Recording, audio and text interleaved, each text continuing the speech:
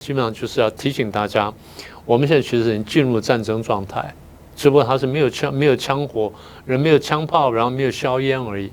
但是呢，戰爭已經開始了。從現在開始到明年中共21大之前，中共一定會對台灣進行很多種統戰攻勢，而其中主題之一就是來談判、來和談。你要合統還是要武統？各位觀眾朋友，大家好，歡迎收看《政經最前線》，無馬看中國，我是主持人張國城。這個之前呢，我們的節目中有提到，這個北京啊，借口說這個日本啊跟菲律賓在今年的5月呢，在沒有跟中國協商的情況下，進行的在台灣以東的海域呢，這個進行經濟海域的劃界談判。那北京方面呢是說呢，這屬於侵犯中國領土主權及海洋權益很長的不法行為。所以呢，這個接下來呢，中國海警呢跟交通運輸部呢先後派了不少的船只前往台灣以東的海域，所謂實施維權執法。那像現在的這種行動可以說是幾乎每天都在進行當中。那這個對於整個亞太的局勢台灣的安全到底會有什麼樣的影響我想今天呢非常值得我們深入的來探討。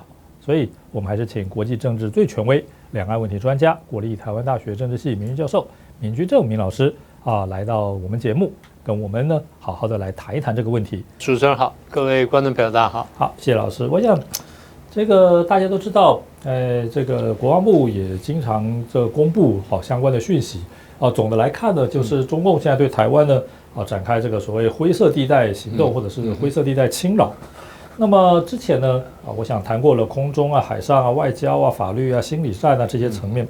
但是呢，可能這個也還不止於這些。老師也說過，可能還有其他的面向。那是不是今天呢請老師呢給我們來介紹一下？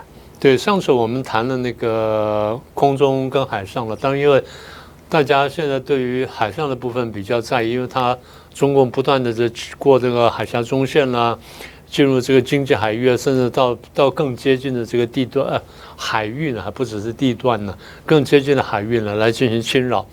所以我們着重談了這個海上空中的差別。我上次也簡單提到空中一般來說大家會感受到，但不那麼強烈。為什麼呢？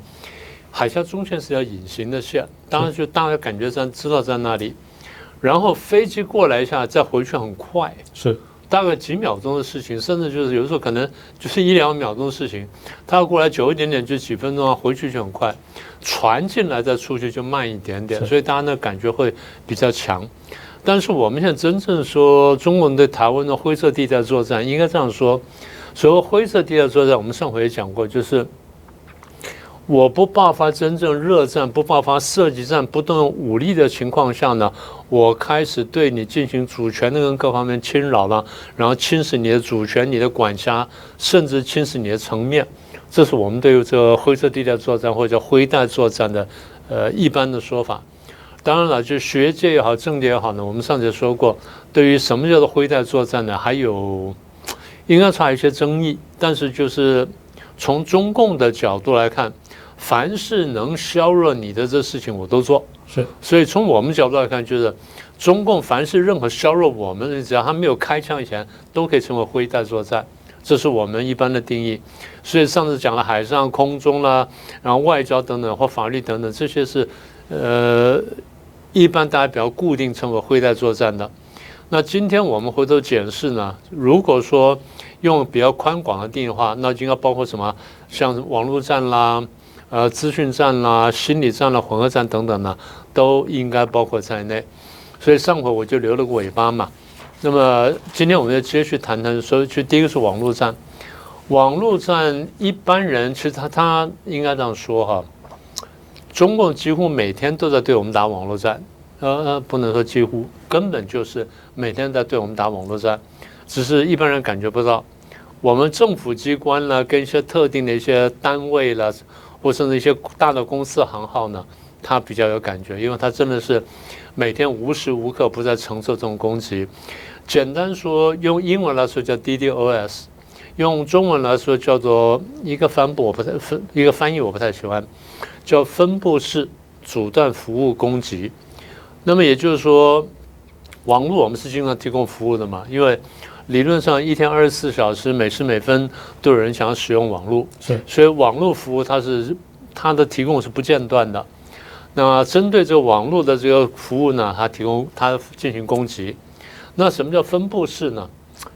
應該說叫做分散式，而不叫分布式。英文叫做 distributed， 所以中文把它翻譯成分布式。它其實是分散式。簡單說就是它，譬如說大陸針對台灣，它針對台灣那些網站啦或什麼等等呢，它進行暴風式的攻擊。高到就是那時候我們不是2022年佩洛西訪問台灣的時候，當時我們印象深刻嘛，連我們那個路邊的 7-Eleven 那個跑馬燈都被他攻進去，然後跑出他們的訊息出來嘛。然後政府的網站呢也被他攻擊的就是我們外面的人呢沒辦法去拜訪那個政府的網站，比如說外交部的網站，我要查什麼東西，但我連不上去，也就被這個暴風式攻擊呢切斷了。這就叫分散式或分布式的網絡服務的攻擊。簡單說，做法就是他用大量的那個流量呢進來攻擊你，或者是用垃圾郵件啦，或請求這個拜訪啦，或什麼等等的，或者我們有時候叫什麼呢？網絡炸彈，像這類的東西。它攻擊的對象一般來說像政府網站，我們剛剛講說外交部啦、陸委會啦，或者入出境管理局等等，這第一個。第二，如果到達戰爭的時候的話呢，它會攻擊什麼？攻擊通訊，比如攻擊我們的電信網絡啦，我們的這個中華電信啦，或者什麼大哥大啊什麼等等，手機不能用，市話不能用什麼的，那這個是通訊。第三，再嚴重就攻擊交通，比如讓你這個交通號誌大亂啦，或者讓你這個貨車跟貨車呢本來是應該跑不同的線，就讓你跑同條線，然後發生撞車、出軌等等這些意外。再嚴重呢，可以攻擊水電，是因為各個國家現在水電站呢，基本上都是網絡啊什麼連線的，攻擊水電站。那再譬如說像天然氣，那這種一攻擊之後呢，對民生影響很大。那當然再來就譬如像對銀行、股市，那這些攻擊呢就大亂了。再來就是什麼機場啦、車站啦、港口，就影響你的這些入出境。當然更嚴重就對醫院，醫院啊，像這些呢都是簡單說，一個就讓你政府的這個功能失效，或者說這個服務停滯。那公共的這些公共的交通也好了，公共的這生活的什麼的受到很大影響。一到這個時候呢，那社會就容易動盪了。所以這個是一個比較常見的。第二就是一般人剛剛講那些，就一般人可以感覺得到的。那有一些一般人感覺不到的，就是他比如攻擊，他既然是偷資料，那一般人就沒什麼感覺。我們有些人的資料被偷走，我們可能都不知道的，是完全不曉得，完全不曉得的。我記得以前的幾年前呢，那時候已經有過書，我當時看一本書，國外是不曉得是歐洲哪一個國家呢，有人去查那個銀行的賬，發現什麼呢？發現這個賬對不起來，是差多少錢呢？差4分錢，是。差4分錢，他很奇怪，他不應該對不起來，他一路追，發現不是嗎？網站被人家攻進來，哎是，被人家攻進來，結果這邊偷一些，那邊偷一些，什麼等等，就最後呢接不起來，就是這4分錢，他從這4分錢最後追到一個很大的網絡攻擊，所以這種駭客入侵，當然現在我們也知道，像有些國家企業呢被人家那個攻進來，駭客攻進來，公安就勒索，我就碰過。怎麼說呢？在台灣幫這些被駭客攻擊的公司或者政府單位去跟駭客去談判的這些人或團隊，到這些駭客團隊很多是俄羅斯的，很多是說東歐的，也有北韓的什麼的，還有中共的。比較講道理是俄羅斯，其他國家比較不講道理。我說駭客還有講道理，他有講道理的。比如說，他勒索一個公司100萬美金，他可以講價的。我說哈，可以講價？我說可以講到什麼程度？他可以講到2成，是，就是他跟你要100萬，你甚至最後可能只要付20萬，然後就可以打開，你只要付了款，他就幫你打開。但是裡面有一些詭詐的地方，你要講清楚打開多少。比如你公司裡面有10台電腦被這個害了，然後你講價說100萬，然後講到20萬。你要講清楚，給你20萬，你要把我公司的10台電腦全部打開，啊，不能再搞啊。他答應了。你如果不講的話，20萬他只開1台，是另外9台你要另外再去談判。但他說俄羅斯這駭客呢還比較講道理，中共的北韓的或者其他東歐國家有些就不講道理，就是給你耍賴，你付了錢他也不開了或怎麼樣，或者再追加什麼的，反正就道義無道了哈。那這種是偷資料或者幫你鎖起來，更麻煩就是他在你的系統裡面啊，他擺進了木馬或擺進了後門，等關鍵時刻呢他再來搞，那就很討厭了。所以剛剛講這個事情呢，我們大家現在最新的案例就俄烏戰爭嘛，是俄烏戰爭。當然我們比較驚訝，就是我一直講我說俄國不是駭客很厲害嗎？俄烏戰爭打到現在，請各位注意啊，烏克蘭的水電基本沒有斷，是銀行服務基本沒有斷，交通基本沒有亂，政府的網站基本可以用。所以表示說，第一，就烏克蘭防護可能很強。第二，我聽說就是美國跟歐洲一些國家呢，幫助烏克蘭去建的防火長城，建得還是很不錯。否則，它烏克蘭光是這一塊呢，大概就要打敗。所以這個是蠻嚴重的問題。台灣現在已經在進行當中了。是，我想老師剛剛提到這個網際網路啊，現在也是一個戰場了。這個沒有槍聲啊，沒有火藥，可是這個影響啊，可能比這個軍事戰場是絲毫不遑多讓。像剛才老師提到。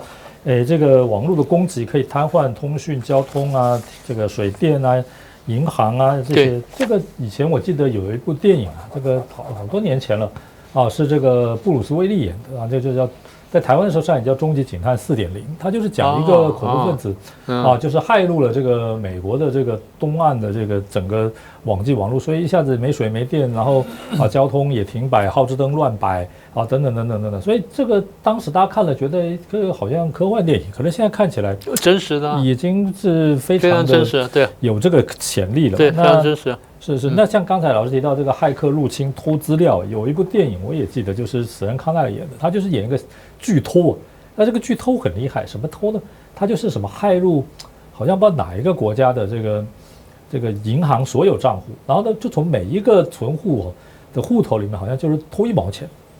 那沒有人會去對賬，說我的戶頭裡面是不是少了1毛錢？對，但是呢，你這個幾百萬用戶加起來的話，哇，那不得了了，就偷了幾百上千萬美元了。所以這個其實但現在來講，那如果單純只是貪財斂財，那還簡單，那可能還簡單。最怕的就是一種國家的這種戰爭行為了那這個就那不一樣了，非常可怕的。那我們就知道現在像俄羅斯啦。像這個中國啦，他們其實甚至伊朗啊、朝鮮啊，這些都有很多專責的國家級的單位在搞這一套。聽說朝鮮不是偷人家這個比特幣嗎？是，對，偷了很多，然後他雖然錢用不完，就這樣子他經常有錢可以用我記得你剛說偷1毛錢，好像不是，有一次是有一個銀行的那個行員呢自己起來自首。是，為什麼自首呢？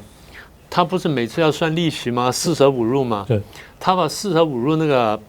開了一個賬戶，全部存進來，最後錢多到滿出來，他不知道怎麼辦，他跑去自首。他不自首，沒有人知道，因為4捨5入嘛，誰會管4捨5入？對，你說偷1毛錢，理論還查到，4捨5入是真查不到的了。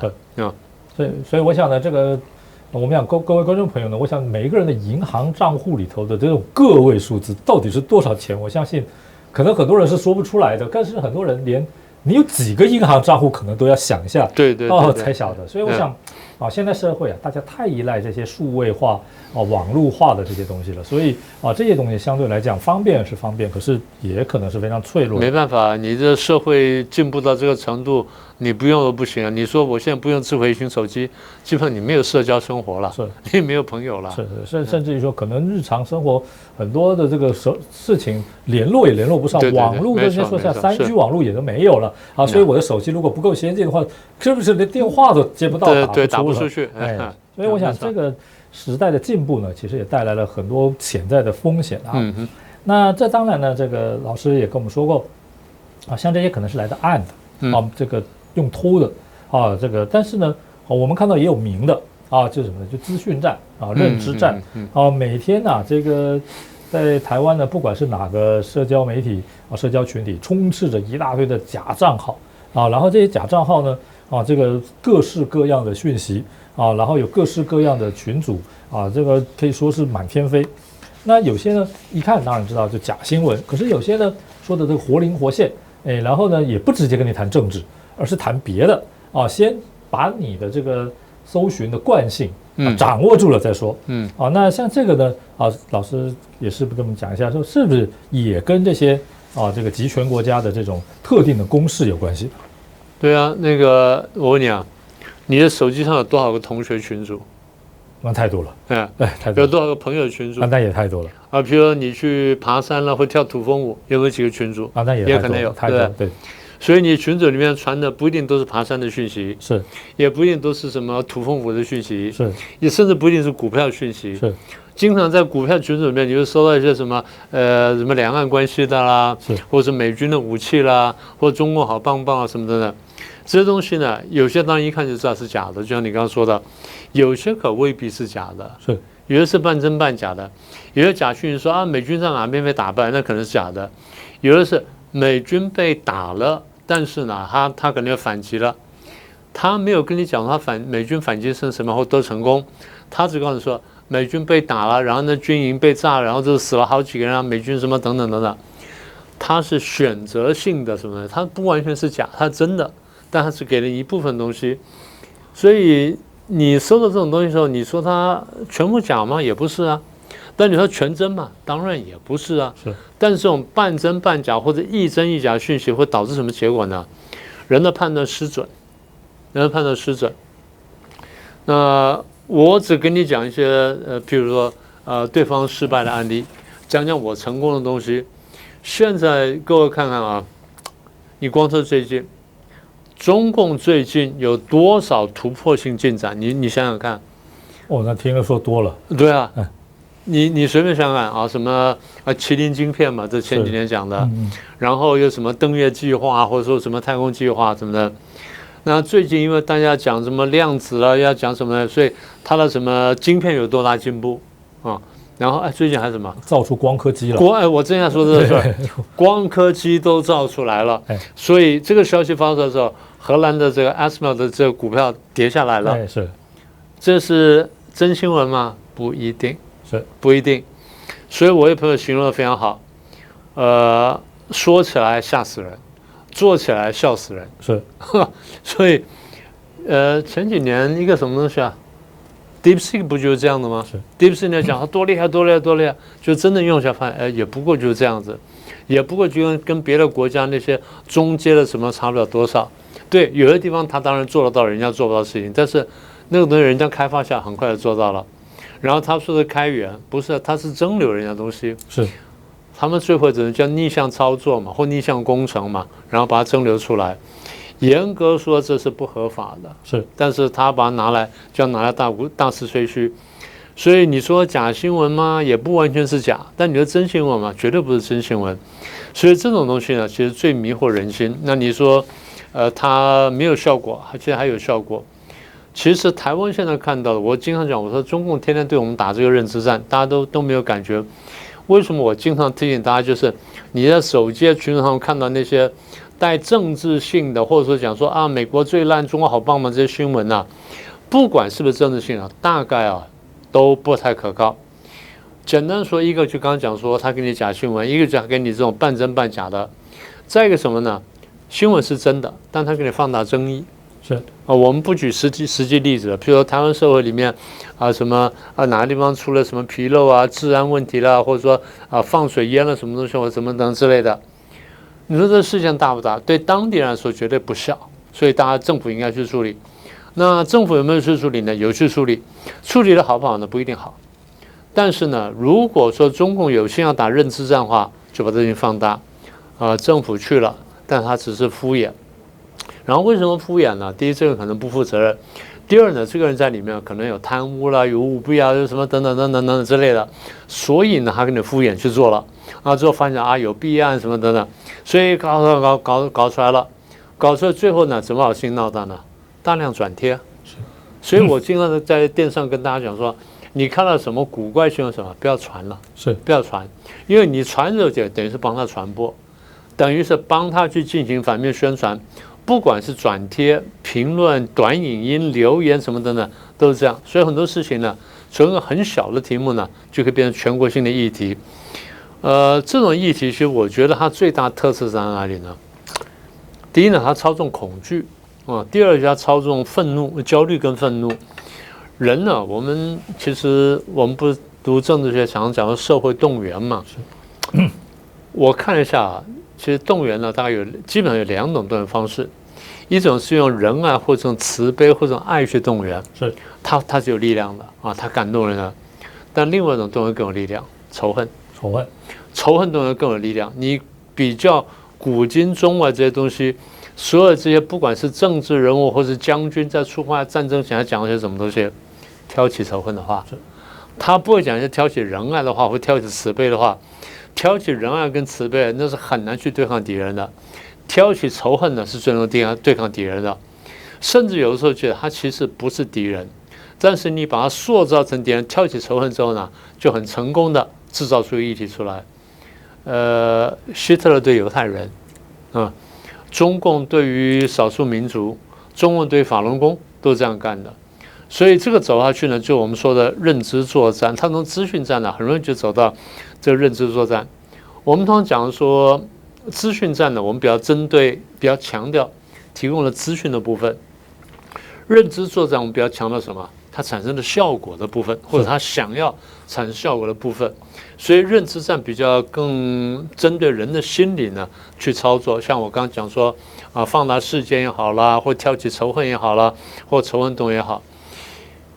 中共對台灣做的事情，我後來仔細想一下啊，他不是叫你馬上就喜歡中共，他說叫你什麼呢？第一幕開始懷疑我們的政府，不管是誰執政啊，這東西沒有什麼分的。過去藍的執政時候他也這樣幹的，只是少一點點；綠的執政之後他更容易操作而已，只是這樣的。所以讓你懷疑政府啦，懷疑媒體啦，懷疑軍警單位啦，甚至就懷疑民主制度。現在不是這樣子了嗎？台灣有人覺得說，集權比較好，為什麼？因為有效率。對，集權當然有效率，但效率背後是什麼？效率犧牲是老百姓的權益，或至少是一部分老百姓的權益。這種事情在民主國家比較少。是，我不能說完全沒有，民主國家比較少，而且民主國家發生這種事情呢，通常有這種救濟，它有一種行政救濟或司法救濟，它有這種救濟的方式，在集權國家是沒有救濟的。犧牲你就犧牲你，我挑到你就犧牲你了。上次為了保雄安新區的，把旁邊都淹了嘛，對不對？就這樣來了嘛。那麼這一次你說這個廣西的水災，有人說也可能是什麼原因，那也就是這樣子來了。所以在台灣這些年來，我們看了太多了吧？說什麼中共越來越強了，越來越厲害了，所以我們千萬不能跟中共打仗，不能跟中共對抗了。我們連自我防衛都不行，因為自我防衛就挑釁了。已經走到這一步了，然後因為中共強大，中共很恨台獨，所以中共要打台灣，所以我們要反對台獨呢，這個我沒有意見。你在台灣反台獨跟反統一是一樣的，你只要照法律來走，這是完全都可以做的。然後他會進一步講說因為這樣的，所以川普也講說他會不支持台獨，然後他會對付台獨什麼等等，然後甚至主要就是美國一定會拋棄台灣，這不就是棄台論嗎？是以美論嗎？然後前陣講了很多，就是你看台積電被掏空了，就變美積電了。所有這些事情你看到有幾個特徵。這個話題一出來之後，第一，批評台灣，批評政府，批評執政黨，批評媒體，批評什麼人什麼等等，或批評名嘴什麼好，對吧？第二呢，批評美國美國怎麼樣怎麼樣，川普怎麼樣，美國一直怎麼樣，然後再來批評日本，然後等等。這當然可以批評。有人說為什麼不可以醫美？當然可以醫美。我只反問一個問題：當你醫美的時候，你為什麼不用同樣標準去懷疑中共？我只問這個問題。你若能夠好好回答這個問題，那我完全沒有意見。但如果你不能回答這個問題，你是因為在醫美、醫政府、醫自己的時候，那表示你洗腦，你被洗腦了，就這麼簡單。不是你被洗腦，就你想洗腦人家，這二者必居其一。你如果是用公平態度來說，我沒話講。這種一般來說叫雙重標準。但是說的再厲害一點，就是你真的是被洗腦了，而你竟然不自覺，這個我覺得才是最大的問題。是，我想剛才老師跟我們提到一個重點，就是這個仇恨更容易傳播。其實對，人有時候對仇恨啊這種不愉快的事情印象特別深刻。對啊，像比如說這個大家平常在外吃飯，可能吃到很多好吃的東西，一輩子可能也沒什麼特別感覺，可是哪天在哪家吃到一隻蒼蠅，那這肯定是記得很久的，因為仇恨嘛。對啊，那還有呢，就是這個老師剛才提到這些資訊戰、認知戰，真的不一定是說，一定是說大陸多好，中共多好，習近平多好，那種的也有，但是那種是有的時候人家說的低級紅，效果很小啊。常常有的是什麼，就是，這個對民主制度呢強調這今不如昔啊，想到說以前呢專制時代、戒嚴時期什麼等等等等是多好多好啊，拿一些以前的一些好事呢相對放大，那現在呢就是樣樣都不好。那既然樣樣都不好的，那乾脆呢就不需要這個民主啊，或者是拿一些民主的一些小問題一些偶爾發生什麼治安啊、槍擊啦之類的事情，就是得到什麼美國不如中國啦諸如此類的這個結論。我想這個都是在我們日常生活裡頭太多了，尤其現在 AI 又非常發達，很多各式各樣的假影片這個假圖像這個活靈活現，這個到現在來講已經是嚴重的這個國安問題了。前年我們不是在影片上看到拜登講很流利的中文嗎？是。習近平講很流利英文嗎？是。不就這樣來的嗎？前年呢，還是大前年呢 ，AI 已經這麼厲害了，那到現在呢，簡直就是這樣說吧，以假亂真了，你到這種地步。是。所以將來這應對這個問題呢很麻煩。民主社會更困難，因為我們是開放的。是。那各種訊息什麼的，只要你不犯法的話，你就可以傳播，甚至犯法暫時抓不到你，都還傳播一段時間。但在這集權國家，因為它全部都卡死了，所以你沒辦法。所以他也怕什麼？他怕打開。一旦打開或打開一點點的時候呢，他就很難受了。不過這個東西，我覺得對民主國家來說，短期性的殺傷力比較大。是，尤其是這個常常集權國家常常就指鹿為馬啊，這個明明這個不對的事情，透過人類很多朋友可能不太習慣邏輯思考，所以呢就很容易相信那個，比如說，哎呀，你看着這個中國的這集權啊，這個什麼高鐵一下子鋪了9萬公里啦，什麼磁懸浮列車啦，什麼這美國弄一個什麼建設弄了很久，可是就邏輯上來講，這論到美國的人比論到中國的人還是多很多嘛，這不就是一個事實嗎？然後這個南北韓同一個民族同一個發展起點，現在很明顯，你說北韓它是這個它是集權樣樣照理說這個領導人一句話定了，應該最有效率。可是看起來呢，它的這個經濟發展各個社會開放的程度等等是遠遠不如南邊所以說獨裁很多人說獨裁多好多有效率，我認為那是沒有獨裁到他身上，這個沒有專制到他身上，對他就是站着說話不腰疼而已。對，你先說南北韓有脫北的，是你聽到幾個脫南的？那就沒有了。你聽過脫南的沒有？沒有嘛？那可能有1、2個了，但是脫北的它是數以百計吧。是，那脫南的就是個位數吧。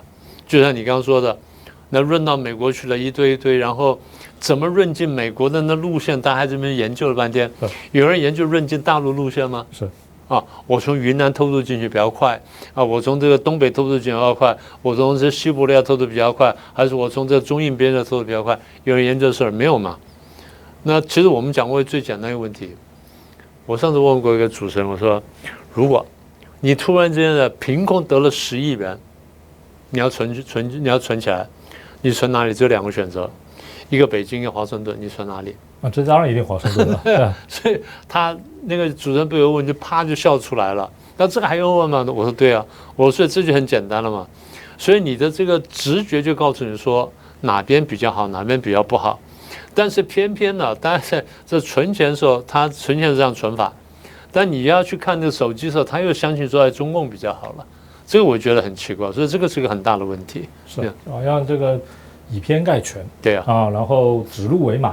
我想這個是常常發生的問題，比如說美國什麼時候什麼校園槍擊案啦，什麼等等等等，就立刻就有人跳出來說，哎呀，還是大陸好這穩定諸如此類的東西。所以中共一些維穩它都是有根據的。當然，美國社會有它相對嚴重的問題，這個大家也都很清楚，美國自己也不否認。但是呢，你說到了這個中國呢，是這種連菜刀都得實名制的地方。你如果真的像說像美國這樣槍械放開的話，我相信這個共產黨早就倒了，早就滅亡了。第一就是各地的公安局跟省委大樓呢，大家就被攻破了。是，然後攻完之後呢，跟他報名就連成一气，之後就打北京了，甚至還沒等打北京，北京裡面已經打起來了，非常可能是這樣子。所以你剛才說菜刀实名制追上元朝了啦，是，就這麼簡單了。就像有人說，美國好像感覺到社會治安不太好，可是有人說你这2億支槍啊，在民間還能夠維持社會基本運作，還是社會啊這個美國夢啊，世界經濟第1大國，顯現了社會的韌性啊跟優越性，這個其實才可能是比較接近事實。但個別問題啊，老實說，在中國很多地方也，你手機啊，你去在這個餐館裡面，你上個廁所，手機能放桌上嗎？也是不行啊，這等等啊。所以我想啊，這個怎麼樣能夠清楚的辨別呢？當然啊，還是靠着這人的這個邏輯思考啊。但是畢竟不是每個人都進步這麼快啊，所以呢，我們可以看到說這些中共的做法啦、戰術啦啊，天天都可以看到，也可以說呢是已經被威脅當中。所以有人說戰爭已經開始了，是已經開始啊。那這個老師怎麼說呢？對，我這樣看呢，我覺得就是你如果把我們這2集的人都整理起來看的話，我覺得他們的戰術是有一些特點的，是我們還不能否認，而且它的確產生一些效果。其實早在50年代、60年代的時候，大家已經注意到，當時是冷戰嘛，就是美蘇對抗的時候，大家已經感覺到，一個開放社會呢，很難免它會有很多漏洞，或者在對方看起來很多弱點可以用的。一個集權社會，然後封的這個水泄不通的時候，你覺得說好像很難攻破。但最後你發現，民主社會的韌性畢竟比較強。是，封建或者說這種不能說封建，就是這種集權社會呢，在沒有爆炸、沒有爆裂以前呢，看起來都固若金湯。但一旦爆的時候呢，那就是一瀉千里。所以他們自己也常講嘛，“千里之堤，潰於蟻穴”。是，當然他們講“千里之堤，潰於蟻穴”了，這是發音的問題。所以現在回頭看啊，他們這種做法呢，我剛講說不能說沒有效果，所以有幾個特徵。第一個特徵我們叫做切香腸戰術，或者臘腸戰術。這個話原來本來是一個我們談判學裡面的術語，就是雙方在談的時候呢，我開的條件在這裡，但我的底線在這裡，所以我從開的條件到讓步的底線中間就可以有一個距離，我可以一片片切出來，就每一次讓步一點點，每次讓步每讓一次的時候，就像是切香腸，切到點。那現在怕什麼呢？怕你不小心切到底線，是切過底線，這是怕的，所以它叫做 salami slicing 或 salami strategy。所以原來從談判來的，那現在反過來就是說，中共對我們或中共對別的國家，在進行這種灰色地帶作戰或者進行灰帶作戰的時候呢，它是反向切，是。我切你的這個香腸呢，一次切一小片，你開頭沒有感覺，切到後來之後呢，你發現說已經切到底線了，所以這個叫切香腸戰術。簡單說就是，它不是一下讓你完全就失敗了，然後它就完全拿走了，它是每一天或者每隔段時間它前進一點點。我們講最簡單的例子，大家回想一下，這個中共軍機騷擾台灣，跨過中線或者說逼近台灣的這個空防區什麼等等。最早譬如說1個禮拜來一次，開個3-5架飛機，你很緊張，飛機起來應對了。然後再過一段時間就是每個禮拜來一次，再過來就是每天來一次，再就是一天來個10幾個架次，來個好多次。慢慢你覺得好像有點習慣了，你覺得無所謂，我就應對一下就好了。開頭的時候你這樣覺得很難受，覺得很緊張什麼的，最後呢，他把它打造成一種新常態，你心理上新常態，而這種新常態呢，久而久之甚至會變成既成事實。是，所以這種切香腸戰術，我覺得對我們來說呢，它危險就在這裡。所以你整體看下去，我覺得我們就把這幾集這個整理起來看的話，我覺得我們前面開頭也講過，就上次我開頭也講過說。它不是一個只是什麼用船艦或海警船跨過中線騷擾一下，或者說它去進行什麼戰備這警巡等等什麼威逼你一下。除了造成新常態之外呢，我認為它其實是混合戰，是他就是這種我有軍事作為，然後有海警作為，又有法律上什麼發布什麼台獨分子名單，然後又有外交上的這個壓縮你的空間，網絡上攻擊啊，資訊戰什麼的呢，然後呢製造焦慮或製造什麼什麼的，所有的東西呢，你可以看到它是同步進行的，或者說它是同時或交錯進行的，大陸人多嘛，單位多，所以他不同的人、不同單位、不同的面向、不同的時間都同時對台灣進攻，所以對台灣來說呢，變得說有點就是我要必須多面應付，這個坦白說壓力是非常大的。所以現在當然我們自己是感同身受，不要說了，美國、英國、法國、德國這些主流歐洲國家也看見台灣的那種處境，所以我們才講嘛，上次不是日本跟菲律賓說在台灣東海岸去什麼這經濟海域劃界嘛？啊，中國你說啊，你這樣子這侵擾到我了，所以他派出什麼船來什麼的。美國、英國、法國、德國立刻分頭，然後或者分頭發，或者說聯合發這個宣言呢，就警告中國說你不能破壞現狀。也就大家感覺到這種灰色地帶作為或者灰帶作為呢，對台灣的安全乃至對世界安全呢，已經造成影響。中國當然覺得說這是我的主權作為，但大家看就是你就是破壞現狀，而中共的辯解說啊，我這什麼我是為了維護國家安全啦，維護主權啦什麼等等，我是反台獨什麼，所以他不怎麼會去作為。中共這話本身就是灰色地帶作為，是它本身就是假訊息。所以你剛剛問到說我們怎麼去應對，怎麼等等，我覺得其實還是過去那句話，第一就是。我們得想清楚，你所有聽到從中共那邊來的訊息，它都是有問題的，但沒有幾句是真的，這第一個。第二，你聽到所有對台灣不利的消息、對美國不利的消息、對中共有利的消息，大概都是有問題的。是，所以這個第一呢要明辨。第二就是呢，看看笑笑就好了。是，你不要去這個再往下再多想什麼，絕對不要往外再傳了。不要再往外傳了，因為這個東西你幫忙傳，我剛講了，其實你就在推波助瀾。更重要就是你要想清楚之外呢，有人跟你講這種事情上，你要反駁了，你不能聽一下笑笑就過去了。所以為什麼我覺得我們今天呢談的題目，我覺得很有意義，就是他的確真的就是中共在開始對我們進行作戰了。我們這幾集呢，基本上就是要提醒大家，我們現在其實已經進入戰爭狀態。只不過它是沒有槍火，人沒有槍炮，然後沒有硝煙而已。但是呢，戰爭已經開始了。是，我想呢，這個大家都知道，習近平呢現在面對這個21大的這個連任問題啊，有很多人說他會不會為了要這個創造他這個連任的這個事實基礎、輿論基礎啊，所以這個加強這個對台呀對日的這些行動。當然不一定說他一定就要發動戰爭了，但是至少表達這個強硬作風。這個切香腸呢，越切越多，越切越細我想這個可能性應該是蠻大，所以未來面對這類的攻勢我想可能是越來越頻繁吧。這個其實我們前幾次已經提過這件事情了。那時候我跟你講，我是從現在開始到明年中共21大之前，中共一定會對台灣進行很多種統戰攻勢，而其中主題之一就是來談判、來和談。你要和統還是要武統？就講這些話。就讓台灣逼着說你非統不可，那只是武統還是和統，你選一個。我有更好的選擇，瓦解共產主義，瓦解共產黨，這個選擇絕對更好。